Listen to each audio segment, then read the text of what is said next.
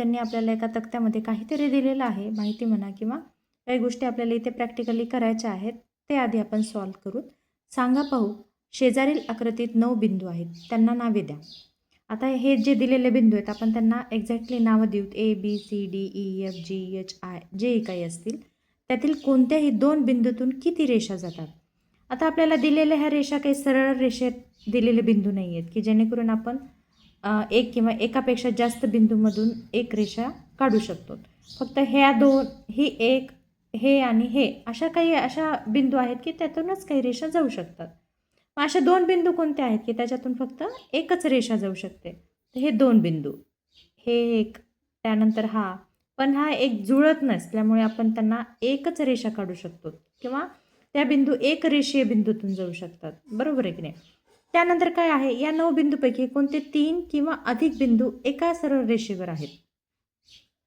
आपल्याला माहिती आहे 1 पेक्षा किंवा 3 पेक्षा अधिक बिंदू हेच आहेत जे की एका सरळ रेषेमध्ये आहेत आणि यातूनच आपण एक रेषा काढू शकतो. बरोबर आहे.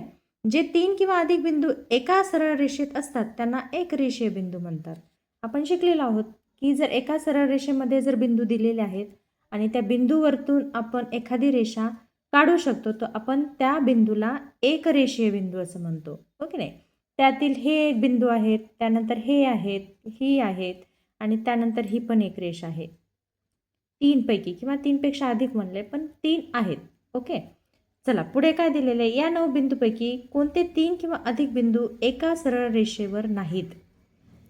3 पैकी 3 किंवा अधिक बिंदू, 3 पैकी अधिक बिंदू एका सरळ रेषेत नाहीत म्हणजे हे जे की एका रेषेत नाहीच आहेत, फक्त बिंदू आहेत आणि वेगवेगळ्या ठिकाणी आहेत, भिन्न आहेत. जे बिंदू एका सरळ रेषेत नसतात त्यांना नैक रेषीय, न अधिक एक रेषीय बिंदू म्हणतात. जे एका सरळ रेषेमध्ये नाही आहेत ते बिंदू अर्थातच काय आहेत, नैक रेषीय आहे, म्हणजे एका रेषेत नसलेले बिंदू.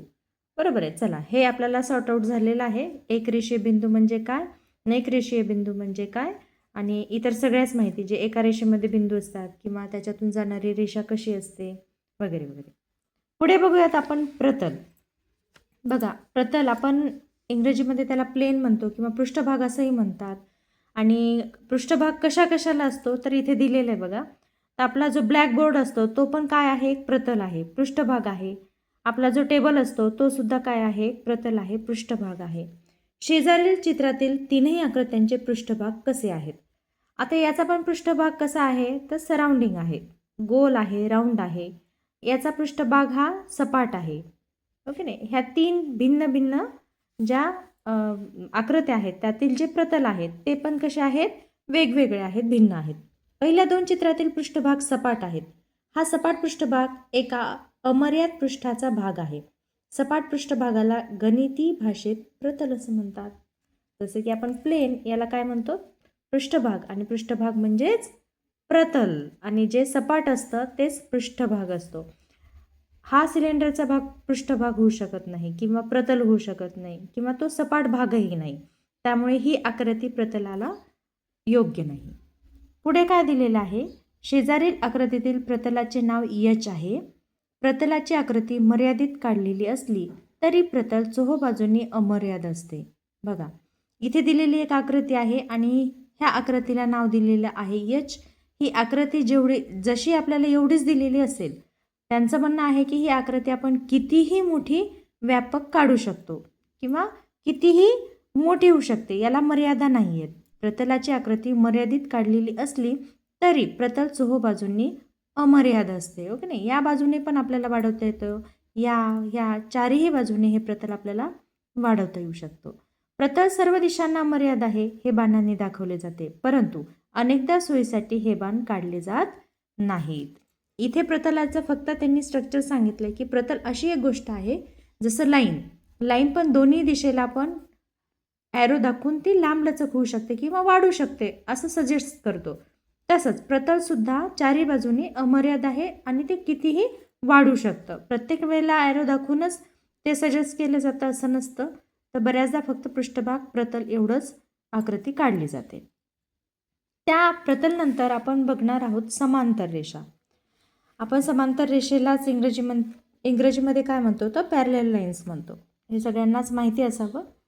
बघा इथे दिलेलं एक जर वहीचं पान आहे आणि त्या वहीच्या पानावरच्या ज्या रेषा आहेत त्या कशा आहेत, तर त्या समांतर आहेत. समांतर रेषा म्हणजे काय, तर बघा पुढे जाऊन कुठेही त्या भिडत नाहीत, त्या त्यांच्याच ठिकाणी राहतात आणि कितीही अमर्याद वाढतात, त्यांना आपण समांतर रेषा म्हणतो, म्हणजेच पॅरलल लाईन्स म्हणतो. बरोबर आहे. शेजारील चित्रातही वहीचे पान पहा. वहीचे पान हा प्रतलाचा भाग आहे का? वहीच्या पानावरील आडव्या रेखा वाढवल्या तर एकमेकींना मिळतात का? बघा, ह्या जे दिलेलं आहे पृष्ठभाग म्हणूयात आपण, जे पान आहे ते प्रतल आहे का आधी सांगायचं आहे. तर प्रतल आहे, कारण इथे अमर्याद आहे. वहीचं पान जरी दिलेलं असेल ते आपल्याला एका साच्यामध्ये येत असलं तरी जर आपण एखादं पेज बघूत किंवा अमर्याद जसा कागदाचा तुकडा असतो किंवा एखादं आपण ड्रॉइंग शीट वगैरे शीट ज्या मिळतात त्या खूप मोठ्या असतात, पण आपल्याला एक तुकडा दिलेला आहे, तर आता हा सपाट आहे म्हणून आपण यांना प्रतल म्हणू शकतो, हो की नाही. आता राहिला प्रश्न याच्यावर असलेल्या समांतर रेषेचा.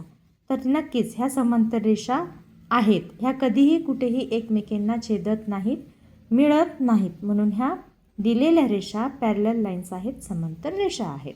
चला पुढे बघूया. खालील रिकाम्या चौकटीत छेदणाऱ्या रेषा किंवा समांतर रेषा यापैकी योग्य तो पर्याय लिहा. आता आपल्याला काही हे दिलेले आहेत, आकृत्या दिलेल्या आहेत आणि त्या आकृत्या कोणत्या रेषेमध्ये येतात किंवा त्या रेषांचं नाव लिहायचं आहे. बघा, आता ह्या दोन रेषा आहेत, त्या एकमेकींना छेदतात. नक्कीच त्या काय असतील, छेदणाऱ्या रेषा असतील. बरोबर आहे.